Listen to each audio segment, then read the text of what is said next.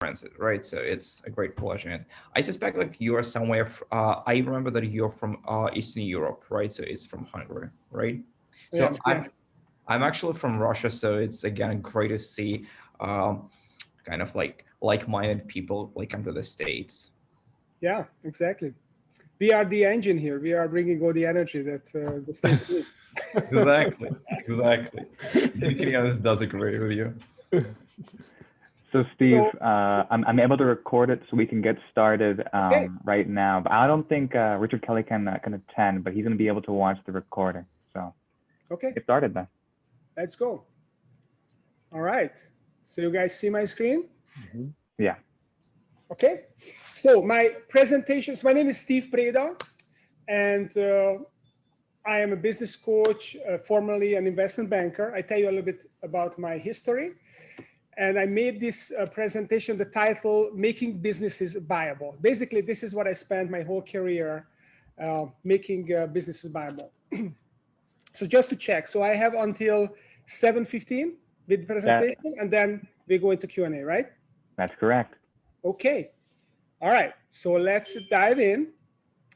So the agenda today, so I'm going to talk about how I built and sold MB Partners, which is an investment banking boutique firm in Budapest. And then I'll talk about the 4 stages of making a company buyable. What does it look like? And then we are going to drill down into the 7 management concepts. So Julian, this is what you asked, what the number was, it's 7. So the 7 management concepts that help you with the second stage of that process, orchestrating your business. We're also going to review the 10 management blueprints, which help inculcate those 7 management concepts, or not all of them, but most of those concepts into your business. It's kind of a framework to do that easily in your business, relatively easily. Then we'll talk about the individual concepts and how you implement them in your business. What do they look like? And finally, I will show you the journey I take my clients on to the pinnacle of their business. So that's the agenda. So let's start with how I built and sold MB Partners.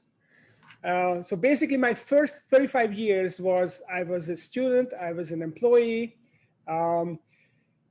Ever since I was 10 years old, however, I was obsessed with this idea of entrepreneurship. I wasn't sure what I'm going to be, but I knew that I wanted to be an entrepreneur. I knew I wanted to be an international entrepreneur. I want to travel to places and meet people. After finishing high school, and I was inspired by my great grandfather actually. So the reason this came to me, this inspiration was my great grandfather was a very successful entrepreneur in pre-Second World War Budapest, and he built one of the most successful bakeries there.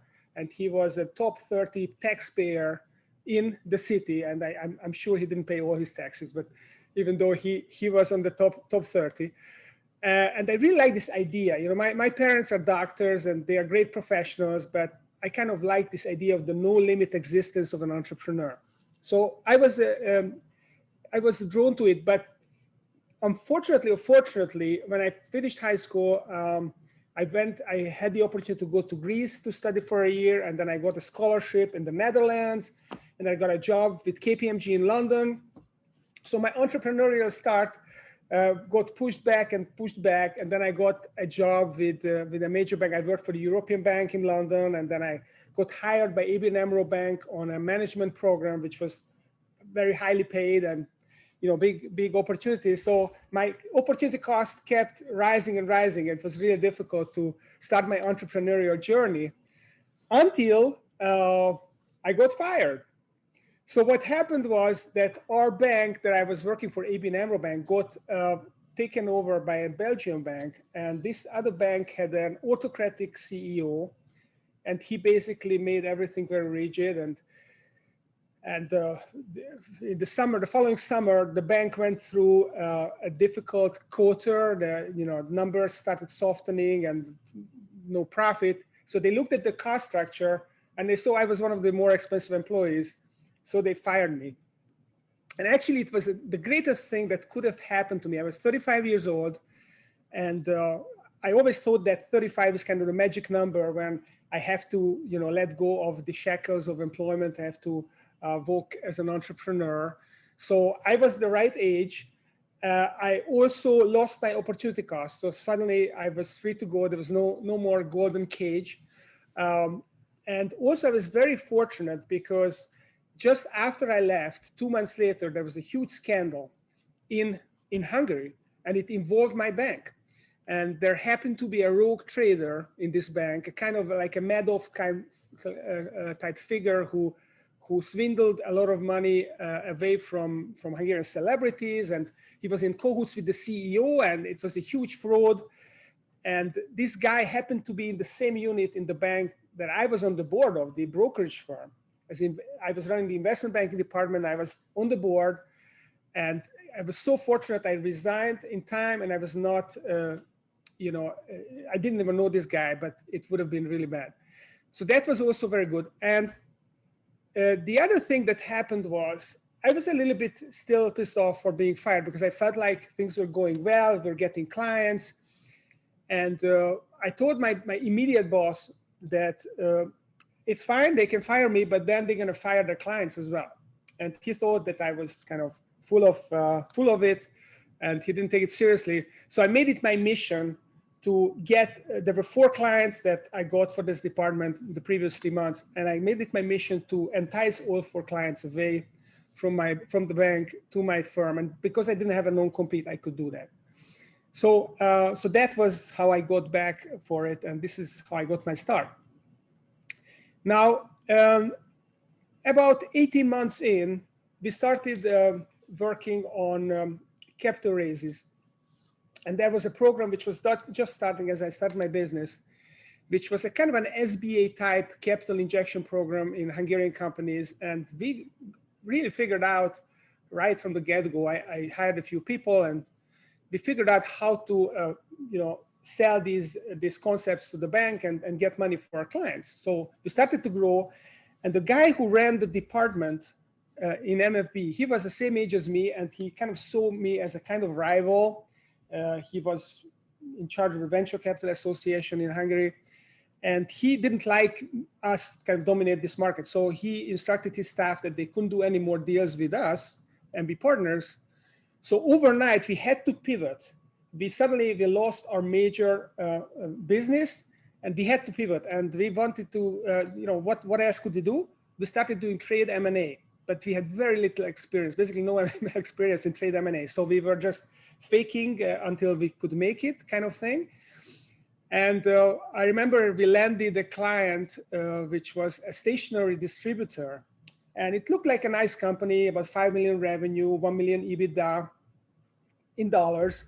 And we put out an info memo, a book, and we got some interest. We got 3 companies made an offer, indicated offer, and one of them came over to do due diligence. And the morning of the due diligence, the CEO called me into his office and said, "Hey, Steve, we have a small problem here." What is the problem? Well, actually, we have been falsifying our inventories because we are actually not profitable, and we didn't want the bank to pull the credit line. So half of our inventory doesn't exist. So this guy is going to go in to do a look at our warehouse, and it's half empty. So that was super embarrassing. The investors were totally pissed off with us. They basically caught the next flight back. And I learned a tough lesson that I cannot just sign on any client. I have to do my own homework and dig in and go that way.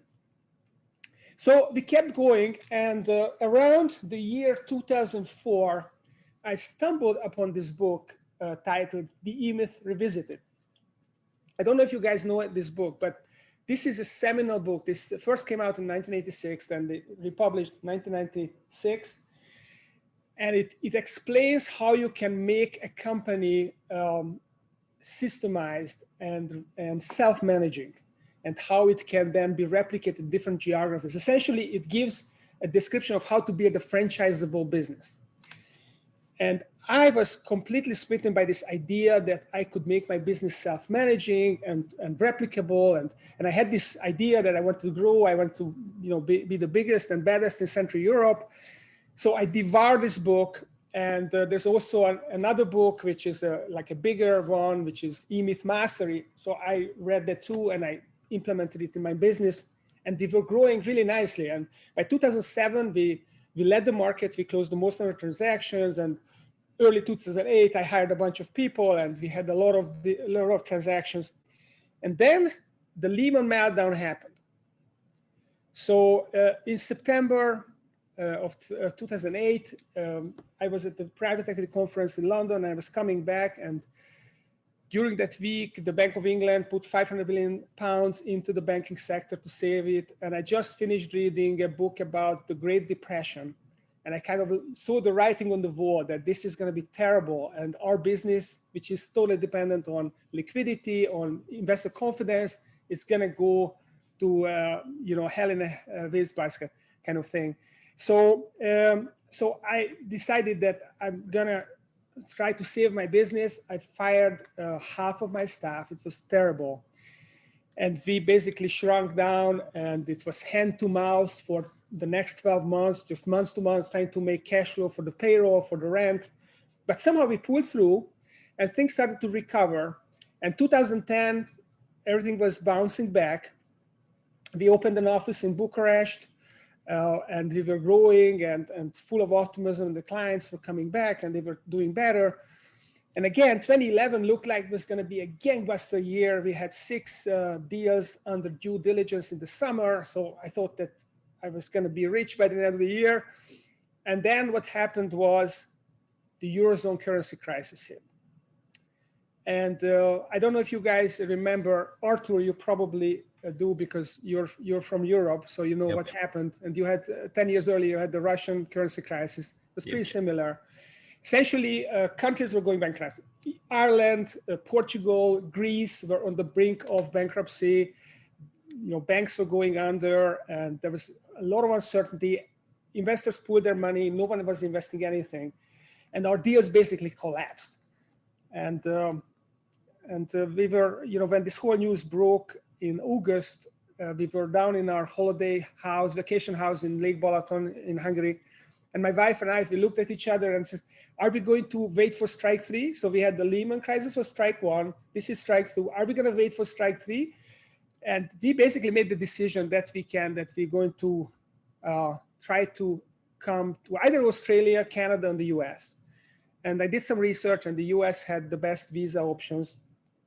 So we decided to come to the US, and I found Richmond because I thought Richmond was the best place in terms of not overly competitive, good quality of life, affordable, close to major finance centers, and all that good stuff that you also enjoy being in Richmond. I'm preaching to the choir here.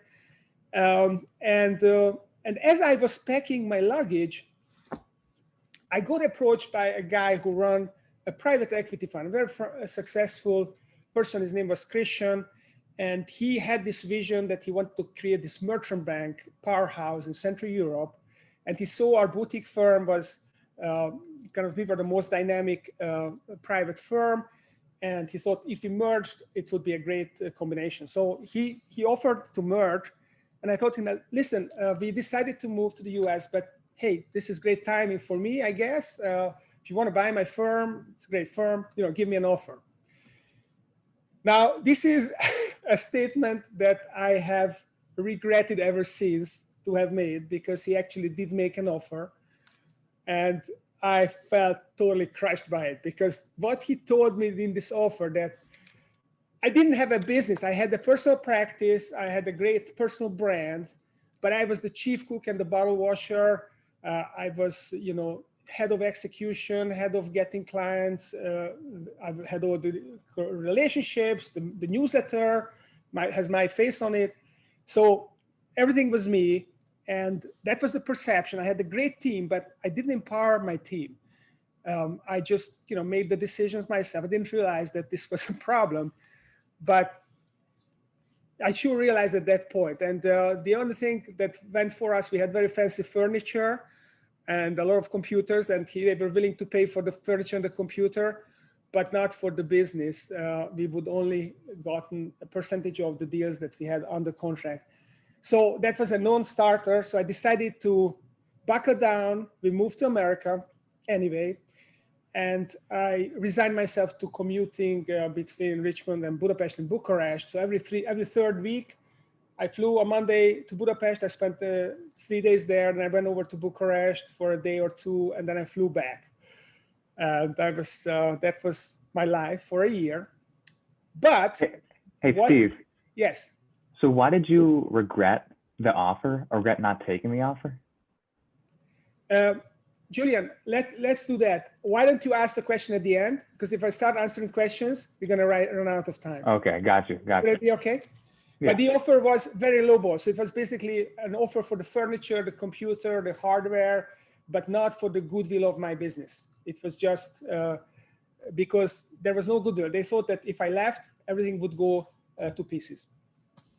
So we came to America. And the great thing that happened on the way, we kind of changed flights at Heathrow in London, and I picked up this book in the transit. And this is the second management blueprint book. So this was the first management blueprint, E-Myth, and this was the second. I read this and I couldn't believe it. This was kind of E-Myth, supercharged E-Myth. It was kind of E-Myth on steroids, and it was the same concept, making your business self-managing, but actually explaining how to do it, giving you tools and the process, and that it's all within 2 years, you can do the whole thing. So I decided to do that actually in 1 year rather than 2 years. So the first week we arrived, I got everyone on Skype and I started delegating. I appointed one guy head of execution, another one head of sales, head of marketing. My assistant became head of administration, and then another guy became kind of managing director for the Budapest office. I had an appointed one for the Bucharest office. I delegated everything. And then we started doing our meeting rhythm and everything. And what was really shocking to me was that my people loved it. They actually loved the greater responsibility, and they were excited, and they were energized, and they were empowered.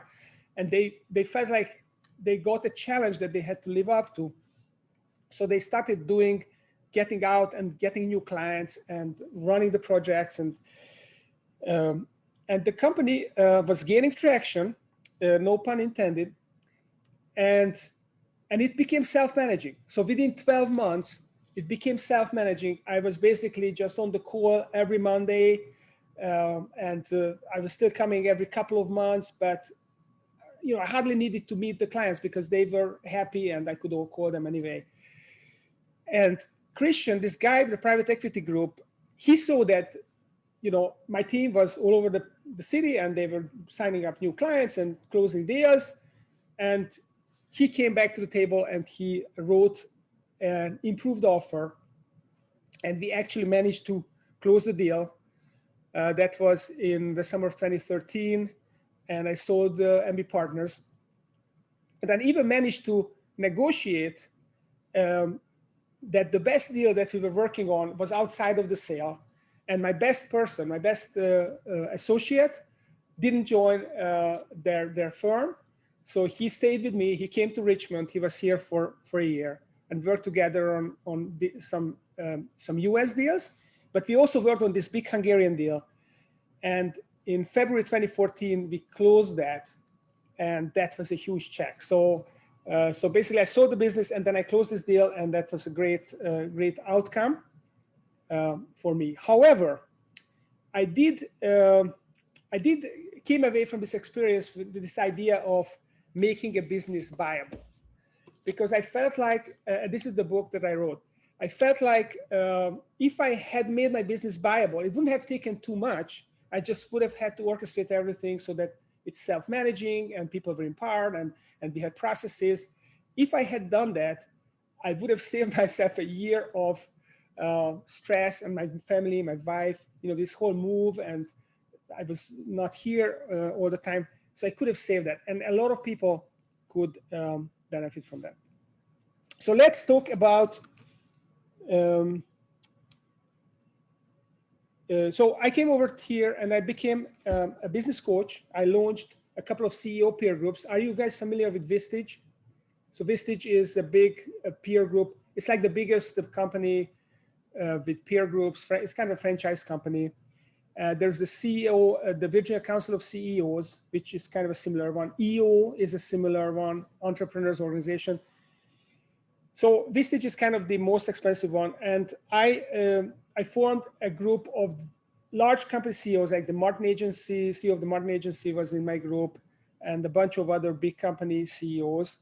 And I also launched a smaller group of entrepreneurial business leaders. And I led these two groups. I also did a bit of executive coaching. But what I realized was that when I worked with people one-on-one, they just didn't execute. So however good ideas we came up in the peer group with, and they said, yes, they're going to do it, they just never did it. And with the executive coaching, the same thing. Worked out what they need to do. They left with a clear direction, but they just didn't follow through. And then I remember that when we did traction with my team, the difference was that there was peer group accountability, because we did everything in a team with a leadership team. No one wanted to look bad. And in the team, a team setting, you cannot come up with excuses because they become ridiculous. Anyone can come up with any excuse. Excuses just fall away, and it's much more effective. So I decided to become a speaker. And because I was already a Vistage facilitator, I had access to other groups and I could go and speak to them. And I started talking about making businesses buyable, as well as EOS, the Entrepreneurial Operating System, traction. So I signed up a bunch of clients, and then I became an EOS implementer, they call it. I basically mastered this. And then I wrote this book last year. And the reason I wrote it was because suddenly in the mid-March, everything stopped. I had no more speaking engagements. And my clients, they either canceled sessions or they went virtual. So I didn't have to travel anymore. And suddenly I had all this time on my hands. And I thought, what a great moment. I can finally write this book that I wanted to write for many years. And I just buckled down and churned out the first draft in 6 weeks. And I've been refining it ever since. And most recently, I became a Pinnacle guide. So the idea here is that EOS is a great system, but it's limited. It's a 2-year system. People implement it. It's all the basics are there. It's fantastic. But if someone wants to get to the next level, EOS, it doesn't allow for that. It wants you to graduate and go to another client. So I do Pinnacle, and I'll talk about it a little bit later. So what are the 4 stages to making a business viable? Well, the first one is to design your future. So I have met many entrepreneurs who didn't have a future. They just opportunistically jumped on a deal and they wanted to do it. There was these guys, this couple of construction guys who hired me in 2007 when everyone was really hot. The market was hot, and they had the 2 people. One of them was the CEO who came from the industry. The other one was a politician. And they built this civil engineering company mainly on government contracts that the politician delivered. They also bought up other companies. They put them together. And they built this highly profitable business. And they thought this was valuable. And they came to us. They hired us. And we found several interested buyers. One of them made a really good offer. We signed a letter of intent, and looked like a great piece of deal. And we went into the due diligence, and things started to slow down. And the client is supposed to give, in a due diligence, the client is supposed to give all the information to confirm everything that is in the book to the buyers. And my client was kind of dragging their feet. They were not giving the information. So I went to see them and said, hey guys, what's going on? Why aren't you giving the information? I said, hey Steve, well, actually, we just got a few new orders, and really it looks like we're going to grow substantially this year. Our revenue is going to be much higher. And we feel like this offer, whatever, $15 million is not doing us justice. And we don't want to sell it for this amount. So I went to the buyers. They invited them over to Paris, and we flew there, and they wined and dined us, and they told us the story about the Arab prince that that made an exception once, but second time he got killed or something like that. And they basically agreed to increase the price, but this is the last time. Don't do that again. That was the message. So we went through the due diligence and we go through it, and then we went into negotiation. So came September, contract negotiations, and again, things start to slow down. And I didn't understand. I went to the client and they said, what's going on? I said, well, we just acquired this big flood prevention company, which kind of has a regional monopoly here. And if there's a flood, we're going to be printing money. And it's not worth for us to sell the company for $80 million. So I went again to the buyers and told them, hey, this is what happened. And can you do something? And they were very unhappy, but reluctantly, they agreed to increase the price again. So the negotiations went along and everything was fine. And we had a date set for, I think it was the 9th of December or something like that. It was a Friday where the signing ceremony was set. And the plan was that on Thursday afternoon, they would fly over from Paris and we would basically discuss any outstanding points. And then the next morning, everyone's signing the contracts. So I was in my office and my clients arrived around noon and they informed me that they are not selling the company. Wow, what's happening? Because they are doing so well and the backlog is bigger than ever and they feel like the company is worth more. So I was despondent and the client arrived and I told them what happened, the news, and they said, well, they're not going to increase the price, so they might as well leave. But there were no more flights out that day from Budapest, so they were stranded. So I took them out to a bar, and then we went to a fancy restaurant, and they listened to some gypsy music and went into the wee hours of the morning. And believe it or not, at 2 a.m. in the morning, I managed to get them to agree a new deal on a piece of napkin. So they agreed that, okay, they increased the price, it's a really good company and so on.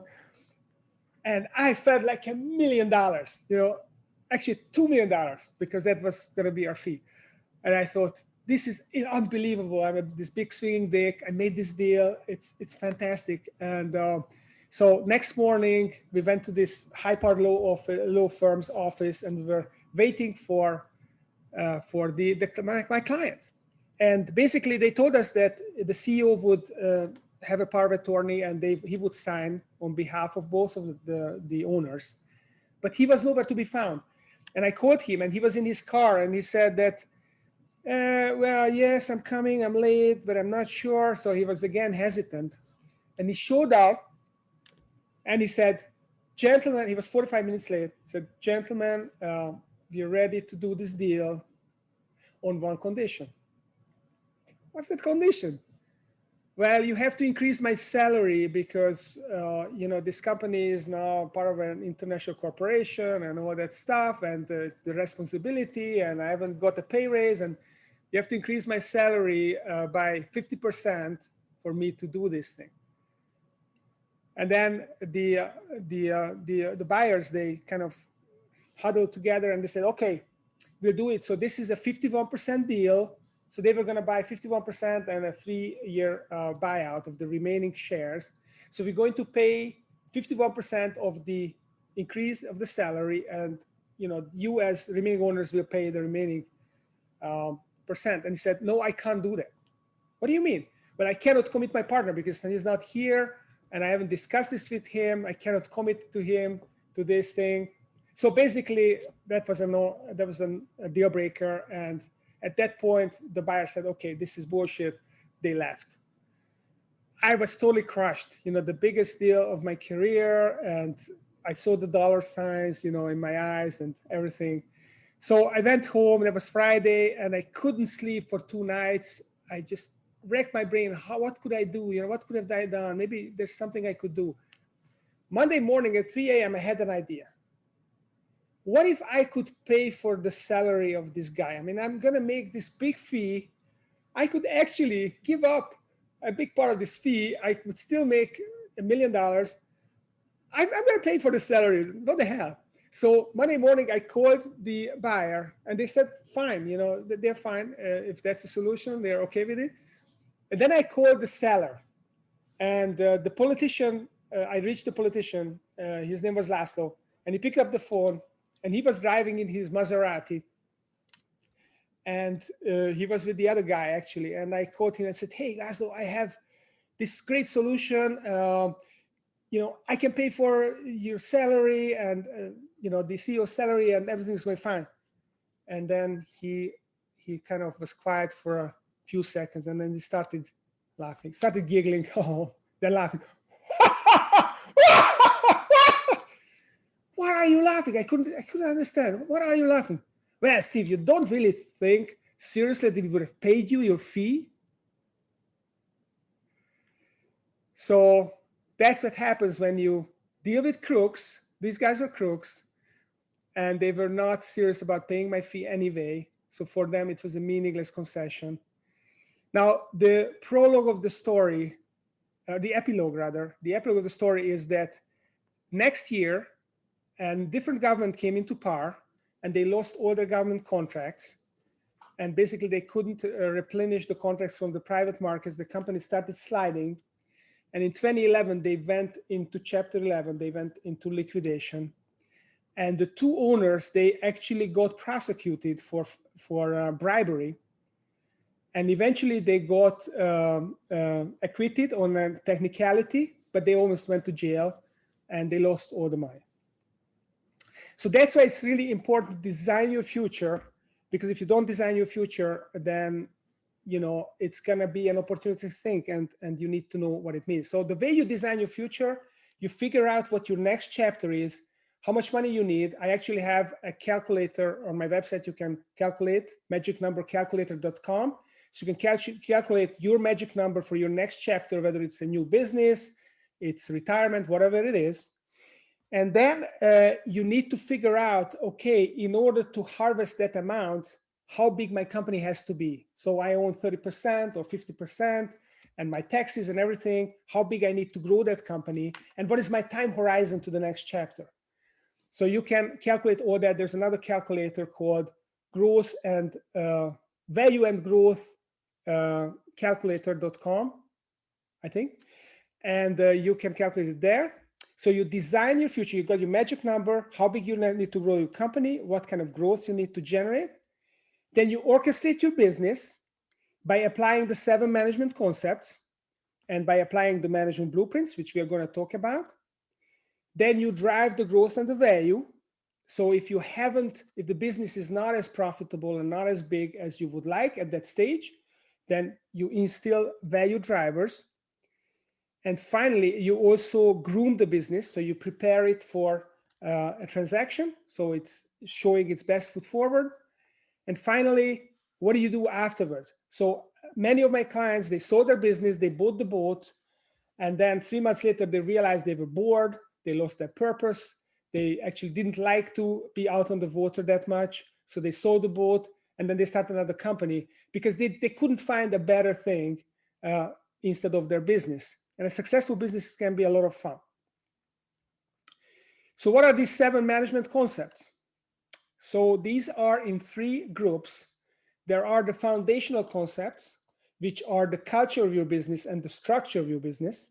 So that's where you start. So who are the people, what kind of people you want to work with, and what are the functions and what are the roles, what does this business have to deliver to get clients to do work and to make money. And then the second part is the direction. So when you figured out the foundation, then what's the vision and what's the strategy? How are you going to get there? And then the third piece is the production. So then you have to execute that strategy. You have to have great processes in your business, and they have to create alignment. Everyone is aligned to executing your strategy.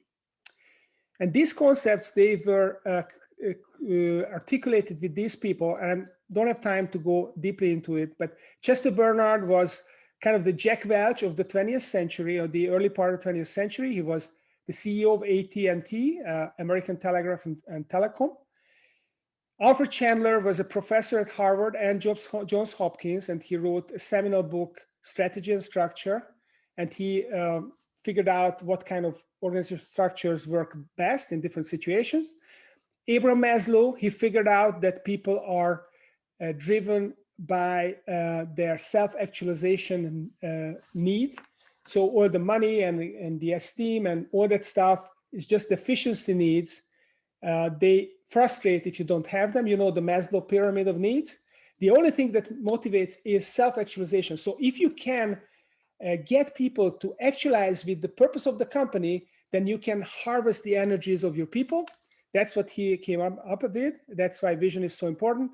Peter Drucker was the greatest management thinker of the 20th century, and he came up with management by objectives and also different strategic frameworks. Andy Grove, who was the CEO, he's actually Hungarian birth, but this is not why I chose him. But he was the father of execution. He grew Intel into a juggernaut, and he really knew how to execute, how to work as a team and confront, constructive confrontation and getting things done. Frederick Taylor, he wrote Scientific Management in 1911, and he is basically the father of processes. And then Jim Collins, that you all heard about, he came up with this idea of alignment, that it's not enough to come up with a great strategy. You have to keep constantly aligning every quarter. You have to align with people to make sure that you're all on the same page and drawing the same direction. Now the management blueprints. So there are 3 generations of management blueprints. The pioneers are the E-Myth that I already talked about. The Great Game of Business, it's all about open book management. It was created by a guy who bought out a company which was 98% debt and 2% equity, and he had to figure out how to mobilize every employee to make the numbers. He taught them the balance sheet, the P&L, and then mastering the Rockefeller habits. Vern Harnish, he was the first one who created the tools, and the second generation, the classics, Traction, was built on these pioneers. So Traction is basically Rockefeller habits, modularized, simplified, a great process, a great visual. Breakthrough Company was kind of a Jim Collins type research for fast-growing venture-backed companies. The Advantage is all about team health. How do you base cohesive teams that have clarity and good alignment? And Scaling Up is an iteration of Rockefeller habits. It's for companies, next level companies. So people who are outgrowing EOS and Traction, they go on Scaling Up. And then the third wave is the 4 disciplines of execution, Measure What Matters, OKRs, and the 3-Hack Way, which is really interesting. 3-Hack Way is full of strategy tools. It's kind of a supercharged Scaling Up management blueprint. So these are the blueprints. If you use one of these blueprints, you can implement the 7 concepts. So let's talk about the 7 concepts. The first one is core values, so culture and core values and cohesive teams. So the culture is basically making sure that you identify the behaviors that drive the success of your organization, and you're building a cohesive team who can be vulnerable with each other and can honestly get and solve difficult problems and move the company forward. The second concept is structure. So there are 3 elements here: creating clarity, accountability, and autonomy. So you want to determine what is the right structure, the right functions in this company, sales, operation, finance, and anything else that will take us to the next level. What are the roles that this function need to deliver? Who is the person who is going to own this function? What is the metric that they will have to drive with this function? So that's the structure. And when you have that, you have created mini CEOs who are going to run and grow their function for you. And that's going to make the company much more powerful. Then comes the direction. So you got your foundation done. Where are you going to go? And that's all about the vision. The vision has 3 elements: the purpose or mission. This is the higher purpose. You know, what is the big idea that we might never achieve, but this is where we're going, and everyone is excited about being part of this mission. What is the BHAG, the big, hairy, audacious goal, which is somewhere between 7 to 25 years out, a big singular goal that you see in your mind's eye and you're all trying to achieve it. And the vivid vision is your near-term visual. What does the company look like 2 or 3 years out? with all the colors, what are the details, how many people, what kind of, how many locations, what are the products, what is the structure, what are the technologies, all that stuff. So let me give you an example. So Tesla's mission is accelerate the world's transition to sustainable energy. So that's the big idea. We might never achieve it. Hopefully we will actually, but this is kind of far out there, right? Their BHAG is 20 million electric vehicles per year by 2030. So that's an audacious goal. That's kind of unbelievable. 20 million electric vehicles by a company that is new to the car industry. This is insane. This is their BHAG. And their vivid vision, which is by 2023, 56% cost reduction and 50% longer range for batteries and $25,000 Tesla model. So this is kind of 3 years out. SpaceX mission, reduce space transportation costs to colonize Mars. That might never happen, right? But this is such a huge idea, although I don't want to live there, but it is still a huge idea. The BHAG, Earth-to-Earth Starship flights, London to Hong Kong in 34 minutes. I mean, how audacious is this? And this was actually articulated in 2017 by Elon Musk. He wants to achieve this by 2023. Even if he's a few years late, that's mind-boggling, right? I don't have a vivid vision for him. It's too small. I think Elon Musk doesn't have a vivid vision. It has to be an audacious one. And then the strategy. How do we implement the vision? We analyze the environment, SWOT analysis. We formulate the strategies, use some frameworks to come up with how we gonna exploit the situation, set goals, then resource those goals, money, people, materials. Who do we need to make this happen? What do we need to make this happen? And control the implementation. Make sure that you keep everything on track. And then execution is priorities every quarter, top 5 and top 105. Lead measures. So we want to measure every week whether we are tracking to our plan or not. So we need weekly measurables, which are leading indicators. We want a scoreboard so that everyone sees peer accountability. Everyone sees everyone else's lead measures. We are all in it together. We are checking in with each other in real time, and we are course correcting. And we have this meeting rhythm, which allows us to stay on top of the numbers. And then the process. So identify, document, and roll out the process. So make sure that you systemize your business and make sure you have alignment. So you over-communicate your vision on a regular basis, the core values, the vision, the vivid vision, the BHAG, so that everyone is brainwashed with this, so they basically can't help thinking about it. And if they want to be part of it, they're gonna stay. If they don't resonate, they're gonna leave, and you're well served either way. And finally, the pinnacle journey. So this is where I take my clients. So we start with a 2-day base camp when we basically figure out, okay, so who are the people who should be on the bus? What is the seat on the bus they should be in? Who should get off the bus? So the right culture, the right structure. Then we look at strength test their strategy. So look at big picture. Okay, so what is your strategy? Does that make sense? What are the trends? What are the strengths and weaknesses? We also come up with, okay, what is the pinnacle here? So what is the big, hairy, audacious goal that we're going towards? Then we set rocks. How do we start going towards that goal? And then they start climb the mountain, and every quarter we get together and we refine that. So this is what Jim Collins said, that the average good to great company took 4 years to completely crystallize their vision, because it takes refinement. It's like a diamond, it has to be polished every quarter, and we get closer and closer, and we bring the strategy tools and all that stuff, and we make it more detailed and more powerful and more crystallized. And then in a few years, they get to the pinnacle.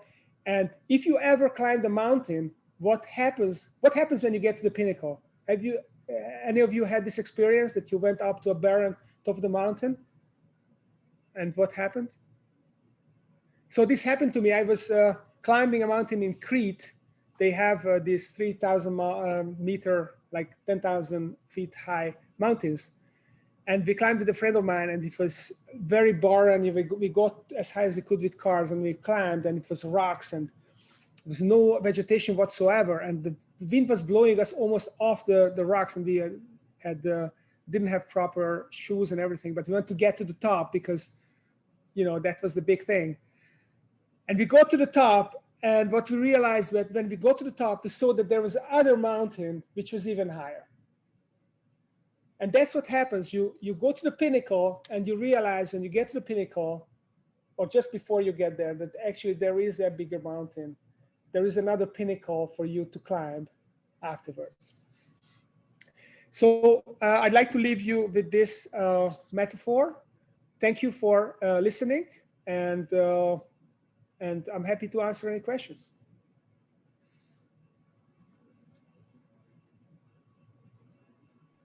First of all, let me just say that was a great story. That was a great lecture. I enjoyed every part of that. So thank you so much for coming today. You're welcome.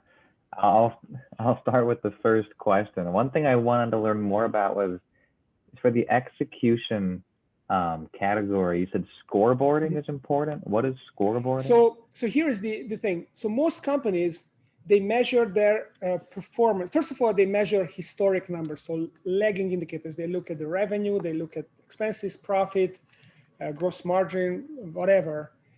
And these are historic things that already happened. So by the time they look at it, typically the accountant is going to take a couple of weeks to produce the financials after the end of the month. So if something went wrong, let's say we are in February, and something went wrong at the beginning of January, and we'll not learn about it before mid-February, it's already too late. It's too late to correct it. I'm way behind the curve, and my first quarter numbers are shot, basically. So the idea is that we want to measure things weekly because it's as close to real time as we can get. So if first week of January is soft, next Monday I see the number, some leading indicators that we are not on track. Says, okay, guys, what do we do to get back on track? We have to redouble our efforts, and within a couple of weeks we got back on track, and our quarterly plan is going to happen. So that's why we need a scoreboard. We need to measure things weekly. Most of my clients resist this idea, especially nonprofits hate it. But it's important because we have to hold ourselves accountable. We have to make those numbers. These are commitments to us. Our budget is a commitment. It's not a wish list, and we make those numbers. The second idea is leading indicators. So we want to figure out, let's say, sales. So I want to know how much we sold this week, but it's less relevant than how many calls we made, how many meetings we had, how many proposals we issued. What activities did we put in the work so that we can close contracts 1 month from now, 3 months from now? If we put in the work that we can measure every week, we contact people, we reach out to them, we generate ideas, and generate the required volume of activity, then we're gonna close the sales 3 months out, and we can control our destiny. Awesome, thank you. Okay. Other questions? Steve, actually, a quick question to you as a person who has been in investment banking for quite a while, to be honest. Just probably your advice, would be very helpful. Right now, we're studying a spin-off from Spider Ventures, which is a Spider Ventures fund, right? And essentially the goal is to provide you due diligence as well as valuation services to PE and VC firms, right? And in terms of your advice on how to approach these kind of firms and how to sort of sell our services, what would you recommend doing first, and what are sort of the essential steps which we have to keep in mind? So what is the purpose of this? So why do you want to do this?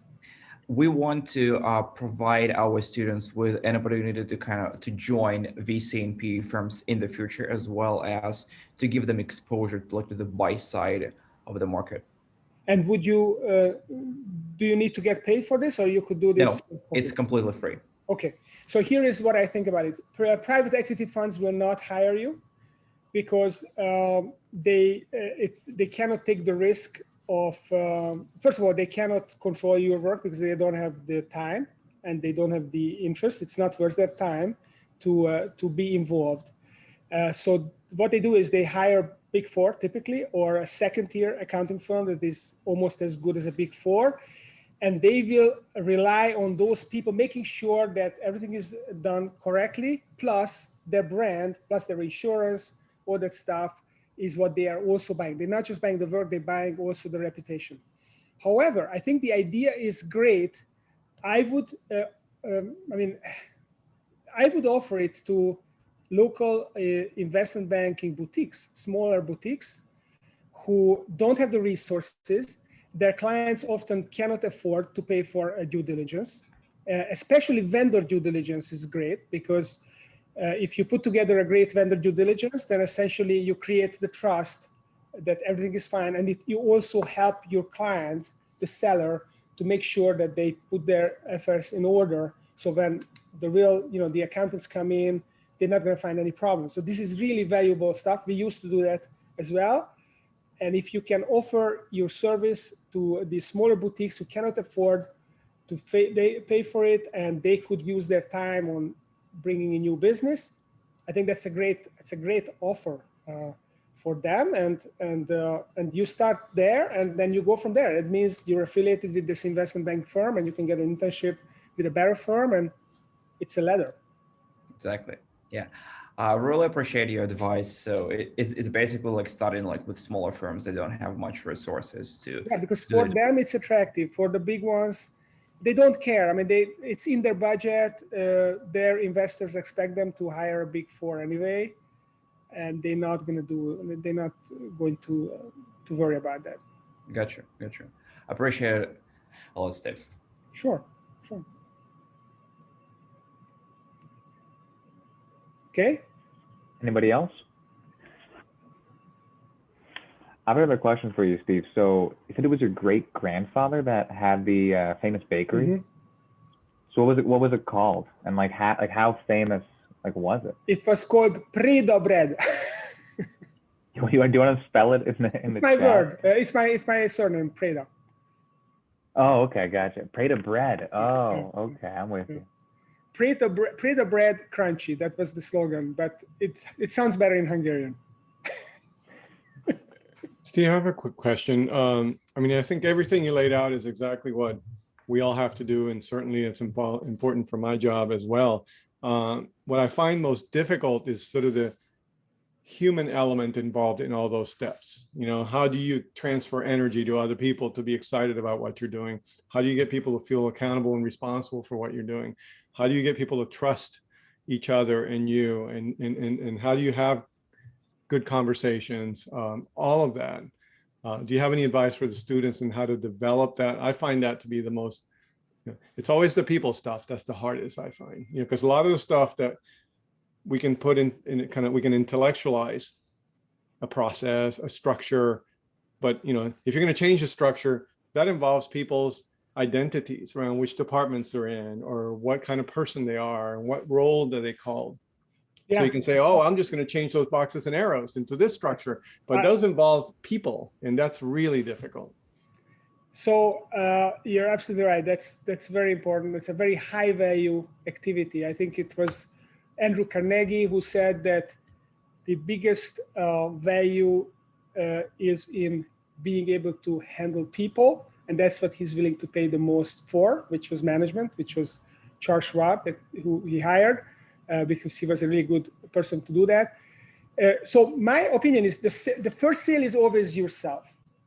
So it's like, there's this old saying that I read this from a guru called Dan Kennedy, who's like a small business guru, and he said that when I'm 100% convinced that what I have would help my prospect, there's a 100% chance I can sell them on it. I can sell them to the degree that I am convinced that it's good for them. So if you want people to be excited, get yourself excited first, and then it's going to be contagious. They're going to get excited as well. If you want your people to believe in your vision, get yourself believe in your vision completely and be obsessive about it, and then they're going to do it as well.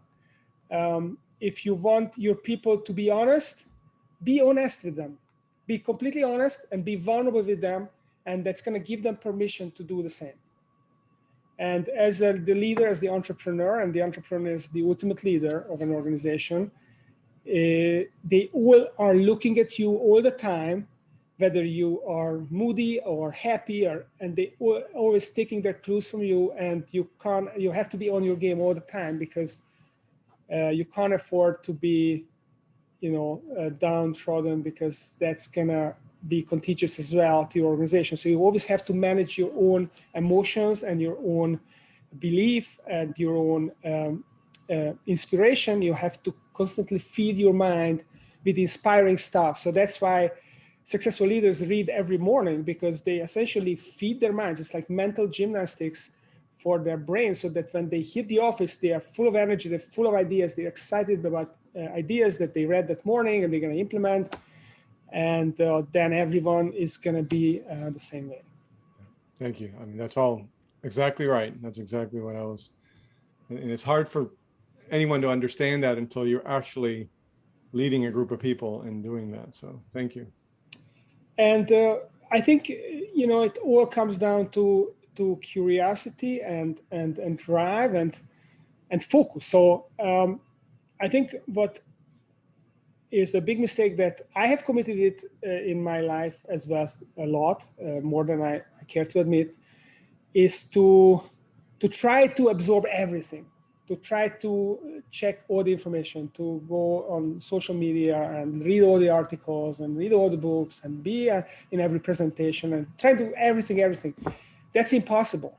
So the big secret is, how do you filter? You have to be a filter, and you have to focus on things and say no to 90% or 99% of the things in order to really be able to get deep in this.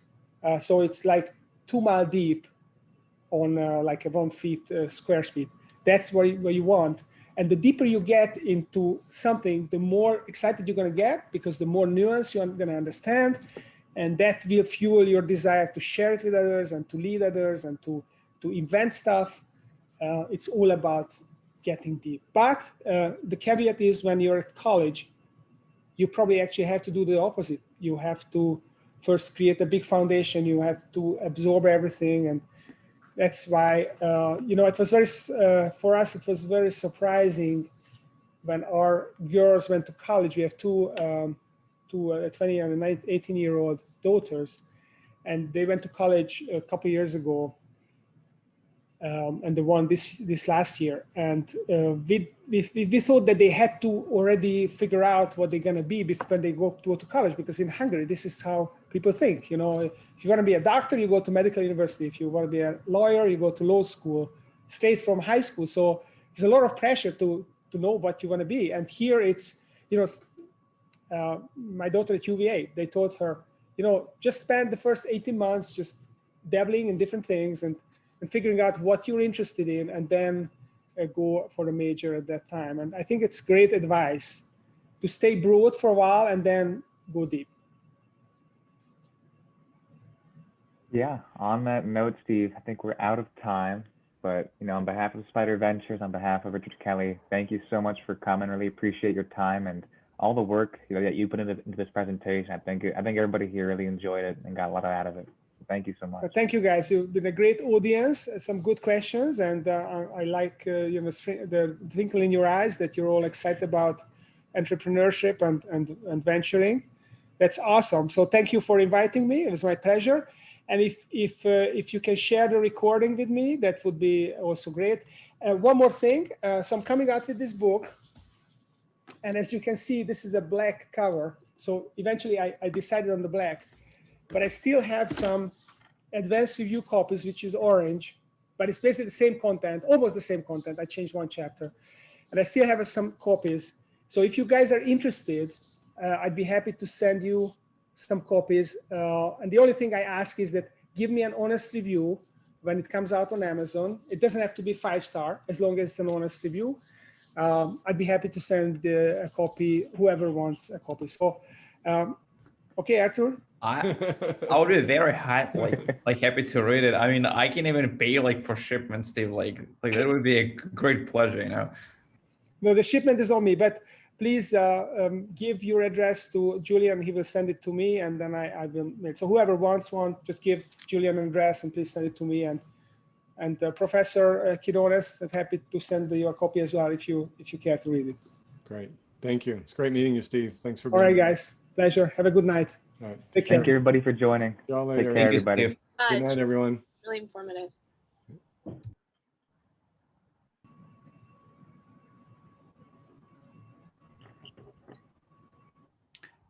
Hey, Julian. Actually, like